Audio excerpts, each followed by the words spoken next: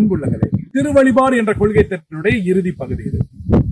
ஒவ்வொரு திருப்பலியும் இயேசுடைய கல்வாரி பலி நமக்கு வாழ்க்கையில மீண்டும் நடக்கிறது. அப்படின்னா இயேசு தன் உயிரை கொடுத்து நமது பாவங்களை மன்னித்து மீட்டெடுத்தார்ல, அந்த மீட்பு வாழ்வு, அது பேரு அருள் வாழ்வு என்று சொல்லுவோம்.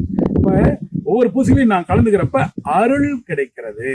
பூசை முடிஞ்சு வெளியே வர்றப்ப நான் அருளிலே வளர்ந்திருக்கிறேனே, அதுதான். 1000 பேர் இருந்தாலும் சரி, 2 பேர் இருந்தாலும் சரி, பெரிய கோடிக்கணக்கில் கட்டப்பட்ட ஆலயமாக இருந்தாலும் சரி, வெறும் குடிசையில வைக்கிற திருப்பலியா இருந்தாலும் சரி, அன்பியத்துல வைக்கிற திருப்பலியா இருந்தாலும் சரி, அல்லது ஒரு குருவானவர் படுத்த படுக்கையாக முடியாத காலத்துல தனியாக ஒரு மேசையில திருப்பலி வைத்தாலும் சரி, அருள் தருவது இது. அப்ப இந்த திருப்பலியில எந்த ஏற்றத்தாலும் நம்ம பார்க்கக்கூடாது. படிச்சவங்க படிக்காதவங்க, அந்த ஜாதி இந்த ஜாதி என்ற வேறுபாடே இல்லாமல் அனைவரும் இணைந்து இயேசுவின் உடல் உறுப்புகளாக அருளை பெறுகிறோம்.